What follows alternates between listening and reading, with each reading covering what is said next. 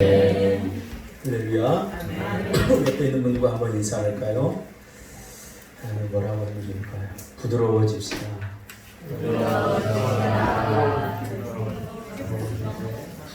유리야, 엄마가 유리야 하고 부르면 어떻게 대답해야 돼? 왜? 이렇게 해야 돼? 부드럽게. 어머니 왜 그러세요? 하나님의 은혜는 낮은 것으로 흐르고 부드럽습니다. 그래서 우리의 삶의 자세를 좀 낮출 필요가 있습니다. 우리의 목소리의 톤도 좀 낮출 필요가 있습니다. 싸울 때 어떻게 해요? 높아지잖아요. 그 싸울 때도 좀 이 톤을 낮추면 훨씬 싸움이 일찍 끝납니다. 할렐루야. 네. 그래서 좀 자세를 낮추었으면 좋겠어요. 어제 사실은 축구를 했어요. 축구를 우리 아이들과 이렇게 했는데 제가 초등학교 때 축구 선수 생활을 좀 해봐서 기본기가 좀 있어요. 물론 뭐 초등학교 수준의 기본기겠죠. 가장 중요한 게 뭐냐면 축구할 때 발을 쓰는 운동이기 때문에 자세를 낮춰야 돼요. 항상 슛을 할 때도 그렇고 패스를 할 때도 그렇고. 근데 뻣뻣이 서서 하려고 그러니까 안 되는 거예요. 이렇게. 우리 그리스도의 삶도 마찬가지입니다. 자세를 낮추면 훨씬 안정된 삶을 살 수 있습니다. 할렐루야. 손도 낮추시기 바랍니다. 자, 오늘 이 말씀 중심에서 너도 죽고 나도 죽었다 라는 제목으로 하나님 말씀 전하겠습니다. 희망이 없죠. 너도 죽고 나도 죽었는데 무슨 희망이 있겠습니까? 하나님은 이스라엘 백성들을 공동체로 부르셨습니다. 한 개인을 부르시는 그 콜링의 목적도 결국 공동체를 세우기 위한 그런 택하심과 부르심이었습니다. 아브라함을 부르실 때 하나님께서는 아브라함 자신에게 복을 주기 위함이 아니라 열방의 복이 되게 하기 위해서 아브라함을 부르신 겁니다. 그러므로 아브라함의 부르심을 한 개인과 한 가족에 국한시키면 이게 잘못된 해석입니다. 아브라함을 부르신 이유는 열방의 복이 되는 그 모티베이션을 그 동기를 제공하기 위해서 하나님께서 주신 부르심입니다. 모세 또한 그렇죠. 하나님께서 모세를 부르실 때에 모세 한 사람의 개인을 축복하기 위한 부름이 아니라 모세는 출애굽 공동체 리더로서 하나님께서 부르신 것입니다. 다윗도 결국 마찬가지입니다. 다윗도 결국 공동체를 위한 부르심이었고 그들의 사명 또한 공동체를 세우기 위한 하나님의 축복이었음을 우리는 잊지 말아야 될 것입니다. 많은 사람들이 이 복을 개인화시키고 그 하나님의 은혜를 가족화시켜버립니다. 거기에 머무르면 더 이상 우리가 받을 복이 없습니다. 이 정도도 충분합니다. 저는 늘 그렇게 생각합니다. 나는 이 정도도 난 만족한다. 개인적으로 우리 가족적으로 보더라도 뭐 부족함이 없다. 이 정도. 근데 하나님께서 나를 위한 우리 가족을 위한 더 큰 비전을 보여주시는 이유는 뭐냐면 열방의 복이 되라. 나를 통해서 우리 가족을 통해서 우리 공동체를 통해서 열방의 복을 흘려보내는 존재가 되게 하려고 우리를 부르셨다는 사실이죠. 다윗의 공동체는 어떻게 시작됐습니까? 정말 약하게 시작됐죠. 아둘람 공동체라고 우리가 부르죠. 우리가 이 다윗의 아둘람 공동체를 통해서 우리가 바라봐야 될 신약의 지향점이 있어요. 그건 뭐냐면 신약의 교회 공동체입니다. 그러니까 다윗의 아둘람 공동체는 교회 공동체의 모태가 됩니다. 교회 공동체.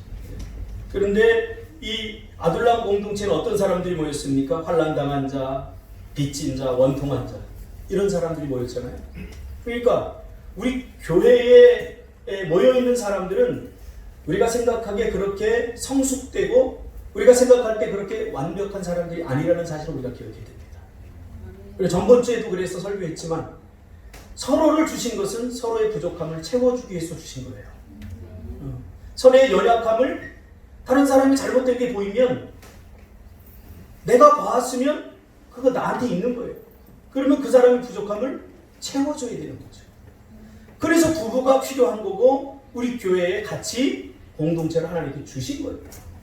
이 마인드가 없으면 교회 생활하는 것 자체가 힘듭니다.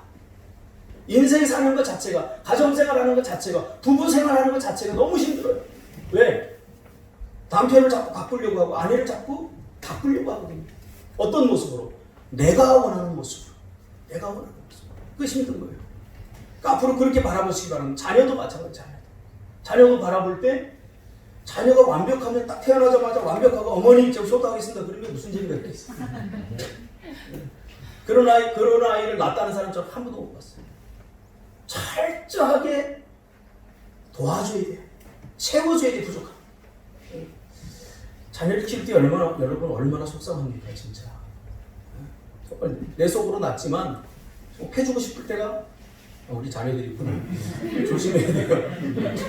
왜냐면 저번주에 제가 설교를 했더니 집에 갔더니 우리 애들이 그래요. 아빠 그 동네 형한테 배운 욕 좀 한번 해봐. 그래서 야 이거 빨리 주일학교 예배를 부활시켜야 되겠다. 그 생각을 했습니다. 약 400명 정도 모였던 이 아둘람 공동체. 정말로 부족하고 연약한 투성이었던 공동체였습니다. 그러나 하나님께서 그 아둘람 공동체를 통해서 이스라엘의 기둥들, 뼈대들을 하나님께서 만드셨다는 사실을 기억할 때 우리 이 교회 공동체도 지금 보기엔 참 연약하고 부족하지만 하나님 나라의 여러분 기둥들이 되고 뼈대들이 될 줄 믿습니다. 그런 소망을 가져야 될 필요성이 있습니다.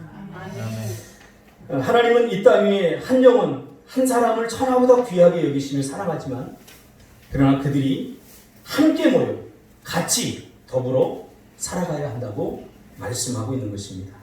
함께 더불어 살아간다는 것, 이거는 창조의 질서고 창조의 기본입니다. 창조의 선비입니다. 함께 살아가는 것. 함께 살아가도록 하나님께서 우리를 만드셨어요. 기독교는 그래서 산속으로 깊이 들어가서 삶의 이유와 존재의 목적에 대해서 질문하며 스스로 혼자 그 도를 찾아내는 그런 종교가 아니에요. 종교라고 표현해서 미안합니다만은 딱히 쓸말이 없기 때문에. 기독교는 철저하게 외로이 혼자 산속으로 돌아가 도를 닦는 종교가 아니라 사람들과 더불어 부딪히며 살아가는 종교예요. 쉽지 않아요, 이게. 쉽지 않아요. 그렇다면 함께 살아가는 데 있어서 우리가 추구해야 되는 가장 중요한 가치가 뭘까요? 저는 제가 지금 우리 가족보다도 사실 더 친하고 친밀하게 지내는 친구가 있습니다. 딱 한 명이에요. 그래서 중국에 노신이 그랬죠. 친구는 3명이면 불가능하고 2명이면 너무 많고 1명이면 족하다 그랬는데 그 말이 참 이해가 되더라고요. 이 친구 1명 외롭지 않아요. 친구가 많으면 뭐합니까? 내 마음을 알아주지도 못하는 친구는 1000명, 10,000명이 있으면 뭐하겠습니까? 근데 이 친구는 정말로 제 마음을 이해해주고 받아주고 알아줘서 10,000명보다 더한 가치를 가진 친구예요. 이 친구와 대학원 다니면서 이 친구가 조교 생활을 해요. 전번에 말했던 그 김우영 교수님 조교 생활을 했는데 얼마나 둘이 잘 지내는지 몰라요. 그 전에. 근데 함께 살면서 문제가 생겼어요. 그러니까 함께 살아가야 돼요. 각자의 삶에 터전을 두고 학교에 와서 잠시 만났을 때는 너무 좋고 멋진 친구였는데 한 공간에서 함께 밥을 먹으면서 함께 살기 시작하면서 서로 갈등이 일어나더라고요. 야, 난 쟤 저런 애인 줄 몰랐는데. 서로 말을 안 하는 거예요. 한 달 동안 말을 안 하고 서로 삐져가고. 그래서 안 되겠다. 그래서 둘이서 이제 어느 날 이야기했어요. 내린 결론이 뭐냐면 너하고 나하고는 정말 그동안 부딪힘이 없었다. 부딪힘이 없었다. 그러니까 이 친구는 굉장히 깔끔해요. 생긴 건 더럽게 생겼는데 털도 막 이렇게 자라고 그런 거 봤잖아요. 얼마나 깔끔한지 몰라요. 제가 많이 배웠어요. 이 친구한테. 여기 뭐가 떨어져 있으면 바로 주워야 돼. 이 친구. 근데 나는 조금 이따 주워요. 네. 왜 다른 거를 끝내고 이걸 하고 싶은데 이 친구는 이걸 치우고 뭔가를 하려고 해요. 결국 치워야 된다는 것은 둘 다 알아요. 그런데 언제 치우냐 이것 갖고 서로 갈등이 생기는 거예요. 여러분 우리 둘이 그렇게 살면 절대 행복하지 못합니다. 함께 살아가도록 하나님께서 그런 데 만드셨어요. 저도 때로는 그런 생각을 한 적이 있어요. 야, 교회 다니기 참 힘들다. 그냥 나 혼자 예수 믿는 게 훨씬 편하겠다. 근데 그건 잘못된 거예요. 왜? 하나님 교회라고 하는 공동체를 주셨잖아요. 혼자서는 절대 행복할 수 없어요.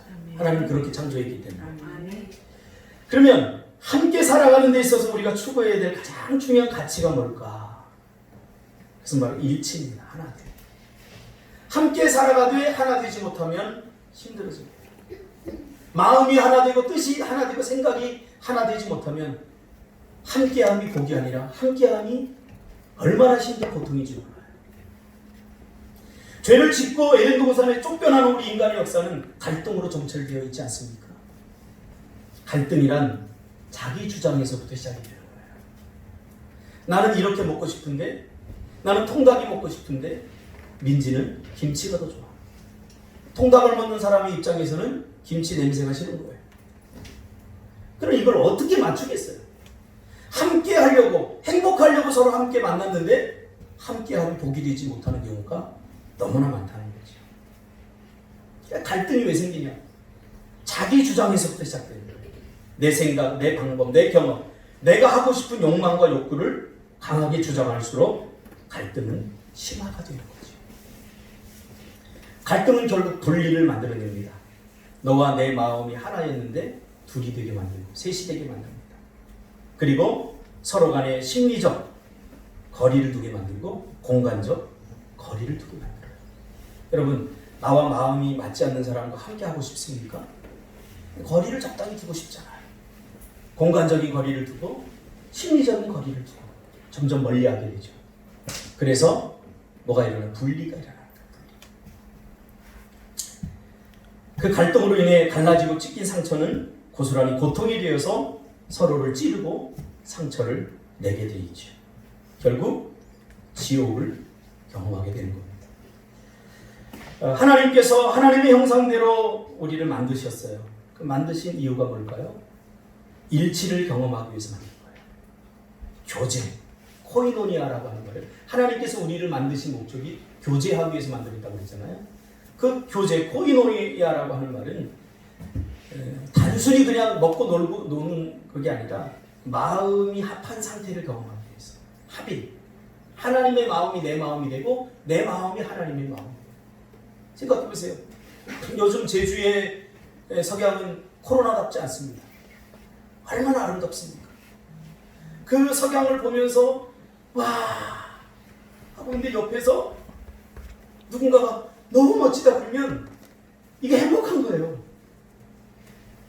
근데 한쪽에서는 야, 그 지는 석양을 보니 너무 아름답다 그러는데 뭐 해가 다 똑같지. 그 분위기가 딱 깨지는 거죠. 뭐 그 애가 그 애지 뭐. 조금 미숙한 사람들이 그렇죠. 정서적으로 문제가 있는 사람 저한테 상담받아야 된다고 생각해요.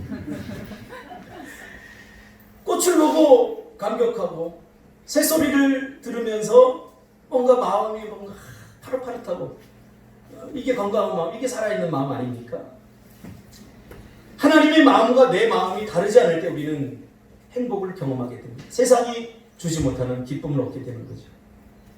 누군가 내 마음을 알아줄 때 더군다나 의미 있는 주변의 타자들, 뭐 부모라든가 친구라든가 이런 사람들이 남이라고 느꼈는데 내 생각과 내 느낌에 공감해 하고 또 지지해 줄 때 그때 참 행복하다.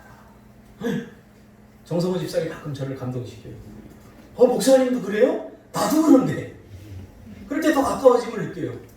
어제 내가 뭘 하고 있는데 집사님 전번에 목사님 같이 밥 먹고 싶은데 왜 안 오셨어요? 그래서 사실대로 내가 뭘 지금 이 풀을 내고 있었는데 뭘 하고 있었는데 그거 끝맺지 않고 가면 나는 내 성격이 끝맺지 않고 하면 뭔가 화장실에 갔다 그냥 나온 것 같아서 그래서 드시라고 했어요. 그랬더니 목사님 나하고 비슷하다고.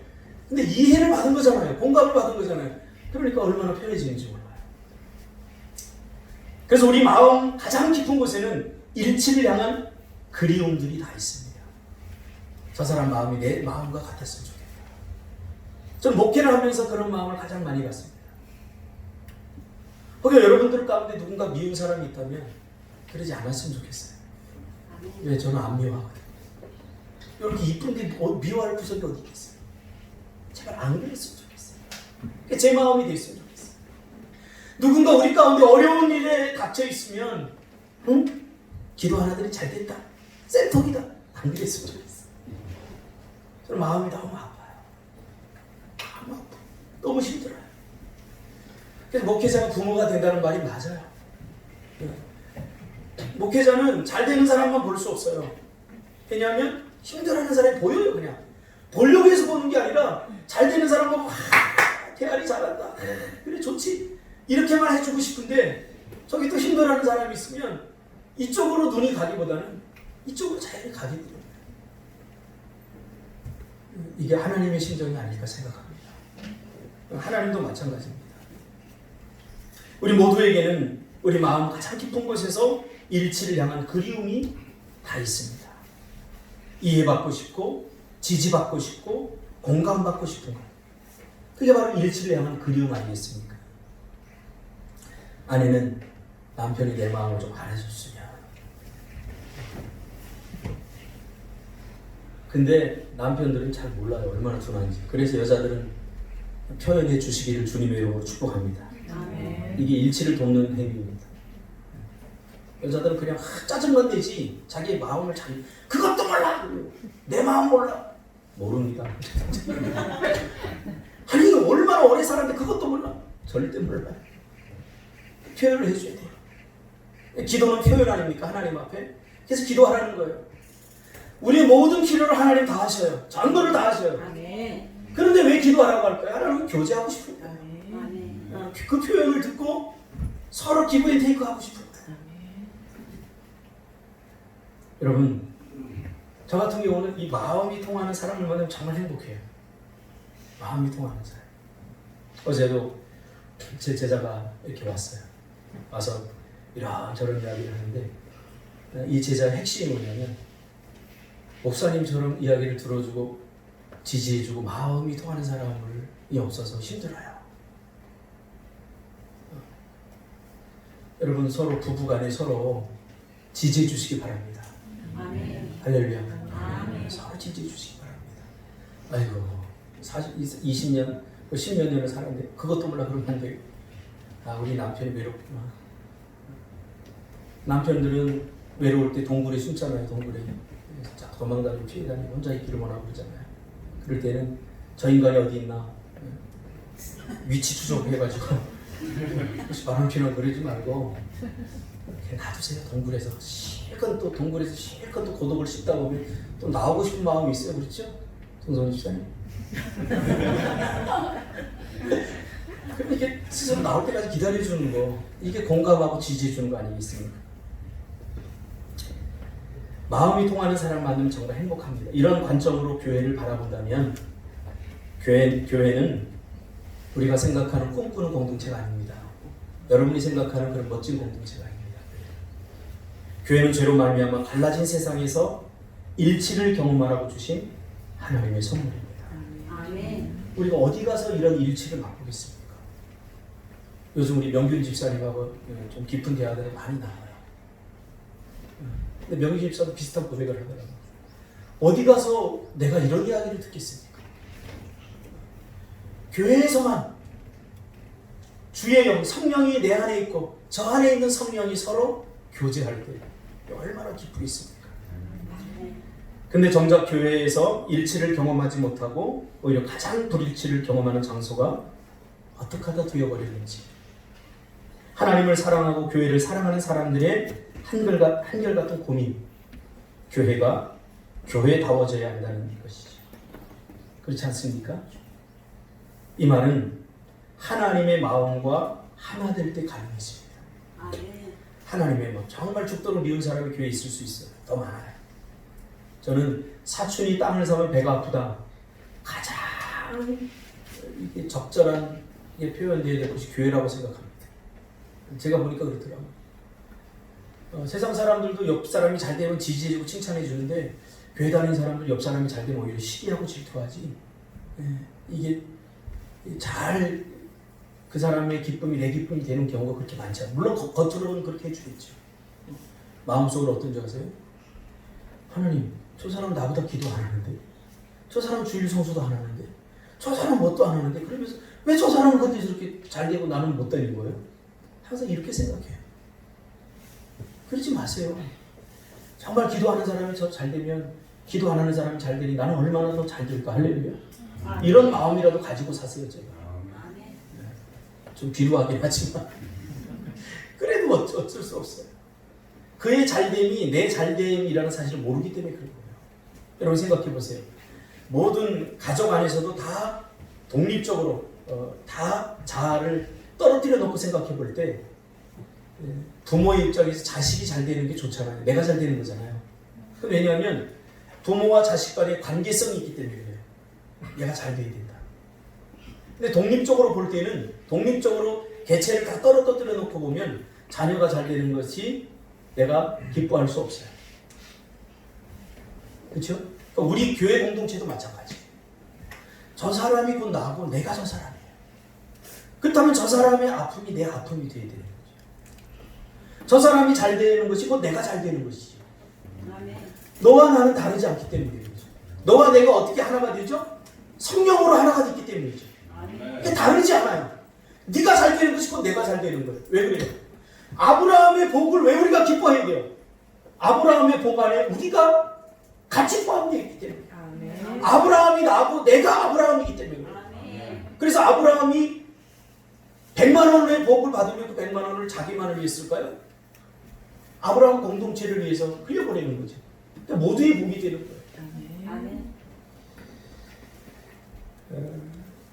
필립 얀시가 쓴 교회 나의 고민 나의 사랑. 제가 이 책을 지금 한 20번 정도 더 읽은 것 같아요. 이번 주에도 제가 이걸 읽으면서 은혜를 많이 받았어요.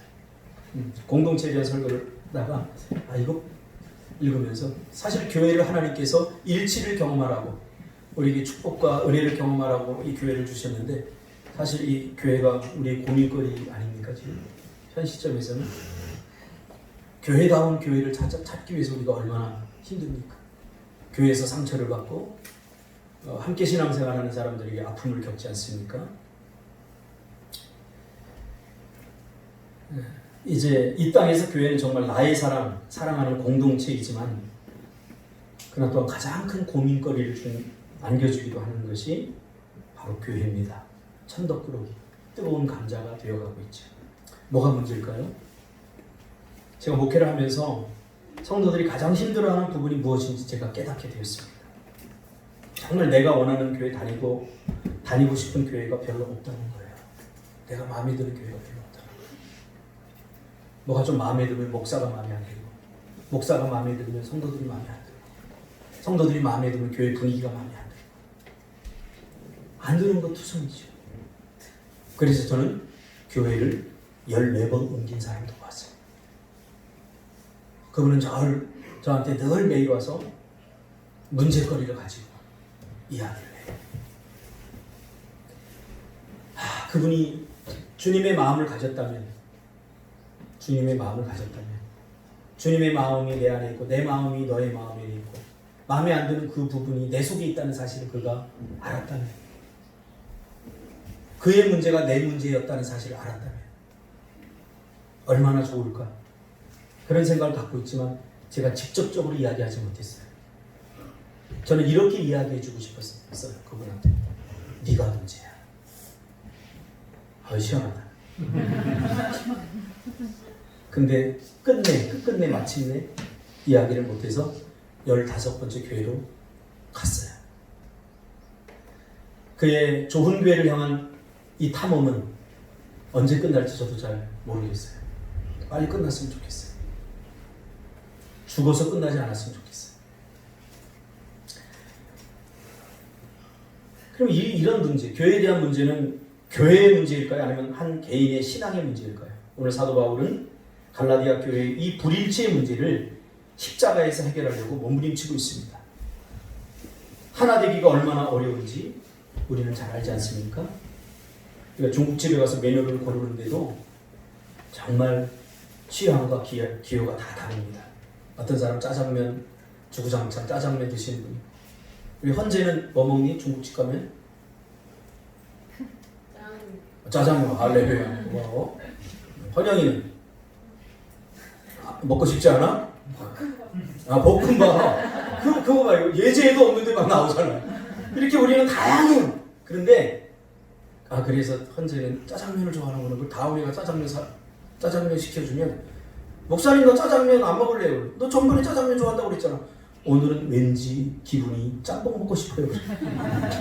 기호와 취향이 매번 달라져요.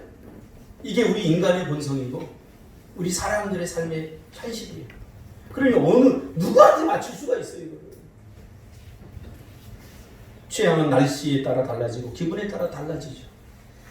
그러니 일치하기가 여러분 얼마나 어렵습니까? 그래서 예수님도 요한복음 17장 21절에 이렇게 기도하고 있습니다.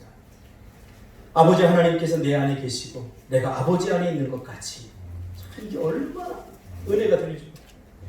아버지 하나님께서 내 안에 계시고 내가 아버지 안에 있는 것 같이 그들도 하나가 되어서 우리 안에 있게 해주십시오. 여기서 우리라고 하는 건 성부, 성자, 성령입니다. 성부, 성자, 성령이 얼마나 일치를 잘 이루는지 이게 행복한 거예요. 그러니까 우리처럼 좀 불일치하는 저 인간들에게도 우리가 들어가서 그는 나와 더불어 먹고 나는 그와 더불어 먹고 네가 내가 되고 내가 네가 되는 네 생각이 내 생각이고 내 마음이 네 마음이 되는 이 일치를 경험할 수 있도록 우리가 그런 역할을 하자 그런 얘기예요. 아멘. 예수님이 하나님께 이렇게 제안하는 거예요. 이렇게 제안하는 기도를 드리는 거예요. 그래서 아버지께서 나를 보내셨다는 것을 세상이 믿게 해주십시오. 십자가에서 이것 때문에 예수님이 죽으신 거죠. 일치를 경험하기 위해서. 어느 초등학교에서 일어난 일이죠. 반의 한 아이가 암에 걸려서 항암치료를 받는데 머리카락이 쏙 빠져버렸어요. 실제로 있었던 일이죠. 이 아이가 이제 항암치료를 받고 퇴원해서 학교를 가는데 망설이게 되죠. 아, 나 빠방놀이야. 사춘기 아이들에게 외모가 얼마나 중요합니까? 그래서 우리 막내딸이 화장을 했는데도 일제 터치 안 합니다. 그러다 말겠지. 얼마나 외모가 중요한지요. 그런데 망설이다가 학교를 딱 갔어요. 딱 가는 순간 이 아이가 감동했죠. 왜? 전부 다 빠박이야. 친구를 위해서 그 반의 모든 친구들이 전부 다 빠박을 빌었어요. 빠박 밀 자신이 없는 친구들은 가발을 쓰고 함께 해주는 것. 일치. 그의 마음을 알아줘요. 정죄하고 비난하고 그거 잘못돼서 말하기 전에 왜 그가 그럴 수밖에 없는가 그의 입장에 서보고 그의 마음을 헤아려줘. 예수님이 우리에게 했던 것이에요. 했던 방법이에요. 우리는 이제 누군가에게 그렇게 해야죠.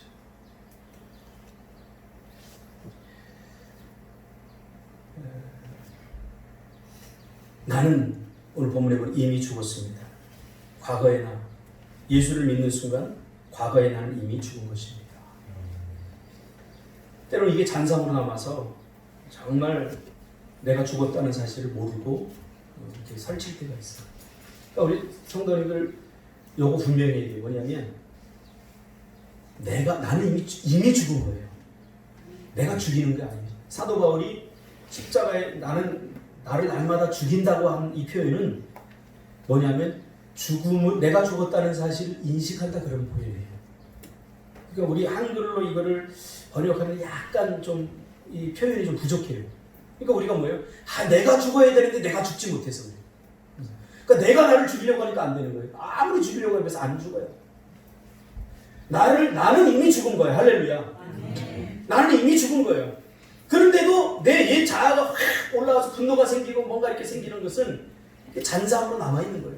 이 팔을 잘라내면 잘렸는데도 없는데도 불구하고 고통을 느낀다잖아요. 그 잔상으로 남아있기 때문에.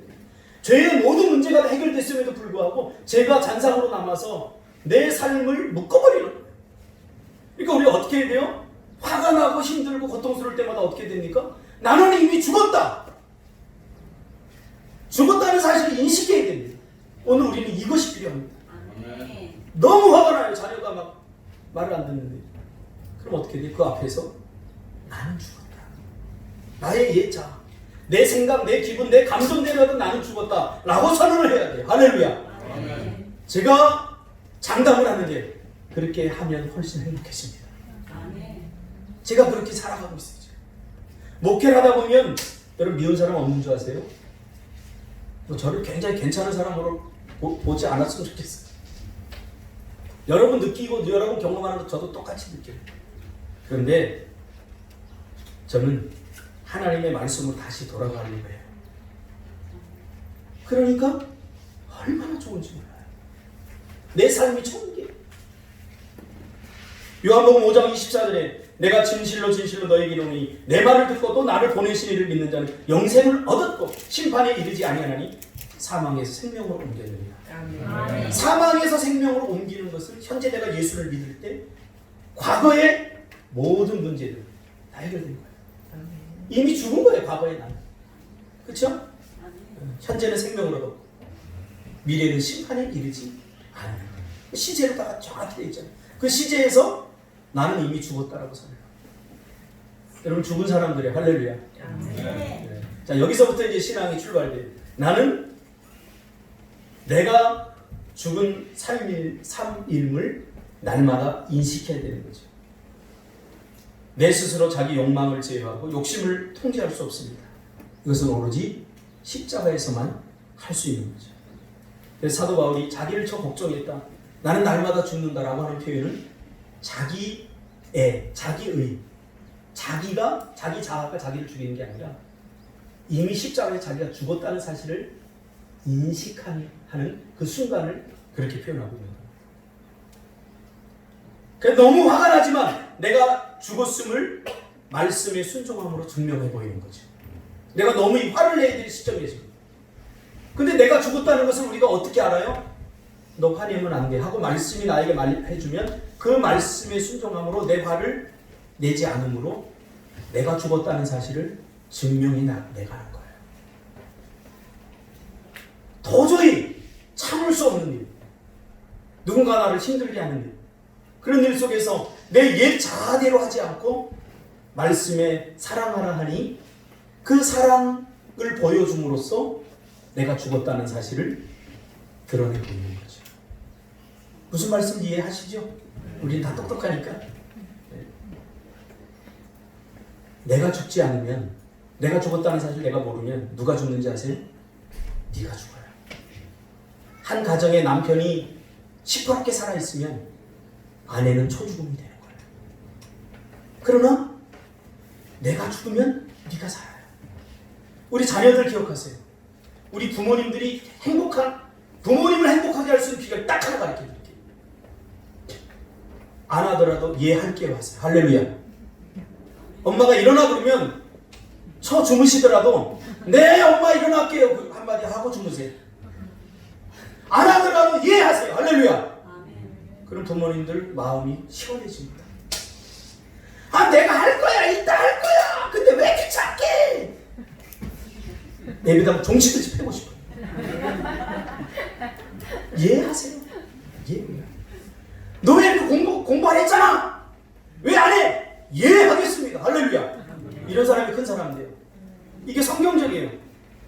엄마는 학교 다닐 때 공부했어. 엄마도 안 했으면서 왜 나한테 하라고 그래?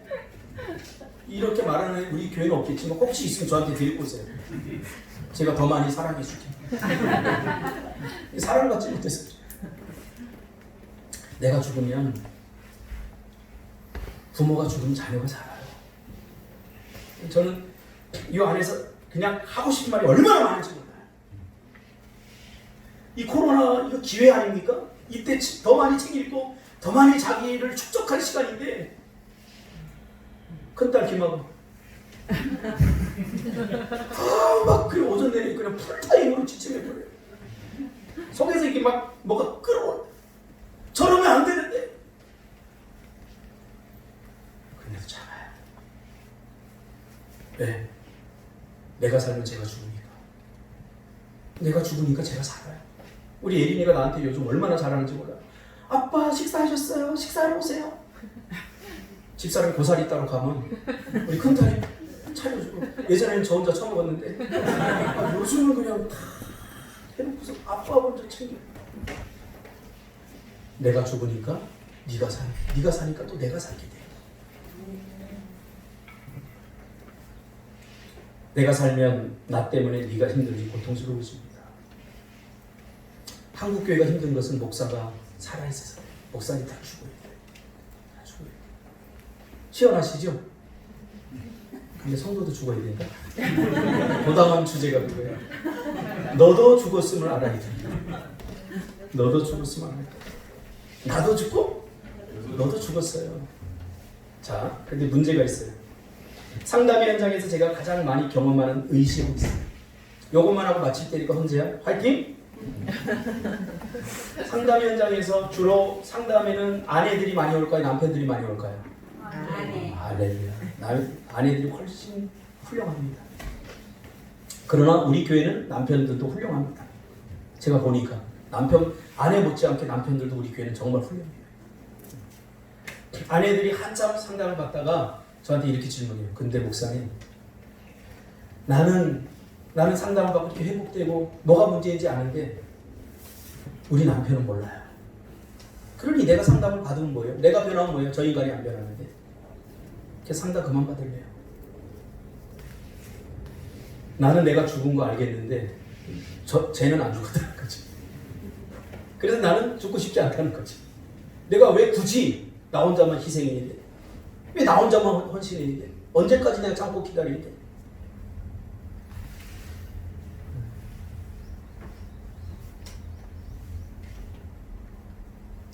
불일치의 극치죠. 그래서 주님은 서로 갈등이 있으면 용서하라고 했어요. 화해하지 말고 용서하라고 했어요. 용서는 한 사람이 일방적으로 하는 겁니다. 화해는 쌍방간에 서로 마음을 나누고 서로 마음을 합치는 거거든요. 여러분, 화해 불가능입니다. 하나님이 우리와 화해하려고 온 거 아니에요. 일방적으로 용서하려고 온 거죠. 우리 인간의 죄성을 하나님이 이미 아셨던 거죠. 그래서 옆 사람이 좀 믿고 잘못하면 자꾸 화해하려고 하지 마세요. 더 큰 상처가 나요. 나는 죽었는데 저 인간은 왜 안 죽지? 그러면 안 돼요. 그래, 내가 죽었으니 나만 힘들고 저 인간은 안 죽었으니 이거는 힘들어. 수평선을 계속해서 가는 거예요. 열차길을 둘이 서로 다른 마음을 갖고 가는 거예요. 이 불일치를 끊을 수 있는 것은 일방적으로 한 사람이 십자가를 져야 되는 거예요. 너를 생각하지 말고 내가 죽었음을 인식하는 게 중요합니다. 그러면 저 인간은 하나님이 죽여줘요. 아이고, 이거 너무 오늘 표현이 좀 가질 거예요. 어린이 주일인데 미안해 얘들아. 목사님 조금 못됐어. 청소년 사역 때 저에게 정말 큰 인사이트를 준 사건이 하나 있습니다. 지금까지 이 관계십에 있어서 죄성을 이해하는데 정말 중요한 의미를 줬던 사건 이야기만 하고 마치려고 합니다. 제가 전도사 때 그 한 교회를 갔는데 청소년 사역을 제가 했기 때문에 청소년들이 이렇게 나와요. 한 3명 나오더라고요. 열심히 해가지고 한 10명 만들었어요. 그리고 더 많이 전도해야 되겠다. 그래서 전도하라고 이렇게 했어요. 근데 어느 날 갑자기 뭐 한 60명, 70명으로 늘어났어요. 한 달 만에. 할렐루야. 그래서 얼마나 기분이 좋은지. 근데 분위기는 아니에요. 사람은 많이 늘어났는데 분위기는 굉장히 썰렁한 거 있죠. 왜 그러나 그랬더니 소영이파와 일순이파가 나눠져 있었어요. 그래서 소영이가 애들을 전도하면 일순이파가 인원이 적어지니까 일순이파는 또 자기 반 애들을 더 호섭해서 끌고 오는 거예요. 이게 전도가 아니라. 그래서 얘네가 조금 많아지면 얘네가 조금 딸리니까 얘네가 옆에 반 애들까지 다 데리고 오는 거예요. 그래서 한 90명까지 됐어. 할렐루야. 근데 분위기는 썰렁. 날마다 도끼 눈 뜨고 서로 바라보고. 그래서 안 되겠다 이거. 그래서 불러다 놓고 양쪽에 우두머리 일순이와 소영이를 불러놓고 말씀으로 내가 이야기하면서 인간적으로 이야기하면서 성경도 펴놓고 이야기하면서 그래도 그러면 안 되지. 그랬더니 훌쩍훌쩍 막 울어요. 울면 일단 반응되는 거거든요. 그래서 야 됐다. 그리고 이제 그때 나왔던 찬양 내가 먼저 손 내밀지 못하고 셋이서 막 붙잡고 그 찬양 부르면서 기도하고 자 이제 마무리 기도는 소영이가 해야 되겠더니 소영이가 이제 기도하는 하나님 감사합니다. 일순이가 자기 잘못을 깨닫고 자기가 다른 사람 상처를 준 건지 알고 딱 봤더니 이거 아닌데 싶은데 일순이가 도끼눈을 뜨고 쳐다보고 그러니까 좀 미안했는지 뭐 그렇다고 내가 다 잘한 것은 아닙니다만 뭐 이러면서 기도를 하는 거예요. 아, 이게 인간이고 네가 변해야 나도 변하겠다라고 하는 신분, 우리 저와 여러분 안에 다 있지 않습니까? 성경은 그 변화의 시발점은 나로부터 시작된다고 보는 거예요. 일치의 시발점은 나로부터. 저 사람이 아무리 변하지 않더라도 그 사람의 변화는 하나님께 맡기고 나는 내가 해야 될 뭐, 나는 날마다 내가 죽었음을 인식하고 그 앞에서 일방적으로 사랑해주고 일방적으로 용서해주고 일방적으로 기다려줄 때가 되면 하나님의 때에 하나님께서 그 안에 성령을 통해서 역사하신다는 거예요. 그렇게 될 때, 네 안에 있는 성령과 내 안에 있는 성령이 일치가 될 때 행복해지는 거죠. 저번 주에 신방을 해서 손홍기 집사님이 봤는데 제가 정말 감동을 많이 받고 그 감동의 여운이 아직까지 있어요. 손홍기 집사님이 모든 걸 참 힘들고 어려웠더라고 보니까 성산 쪽에서 장사를 하는데 정말 그 텃세, 집사님 텃세 있죠, 그렇죠? 텃세가 얼마나 쉬운데 태안 집사, 보람 집사 텃세 얼마나 쉬운데 그 힘든 그 모든 여정을 다 겪고 우리 김전 집사님께 물어볼 때잖아요. 그러니까 그런 힘들고 어려운 거 하나도 얘기 안 하고 내가 예수 만나는 거 그게 남았다. 할렐루야. 야, 이제 손홍기 좀 하산해도 될 것 같아. 평생 그 마음을 가지고 살았으면 좋겠어요. 그리고 서로가 서로에 대한 고마움, 감사한 마음을 가지고 하나님 마음, 하나님 마음이 뭘까? 이것만 생각하세요. 하나님 마음. 하나님이라면 어떻게 생각하셨을까? 이 순간에. 기도하겠습니다. 하나님.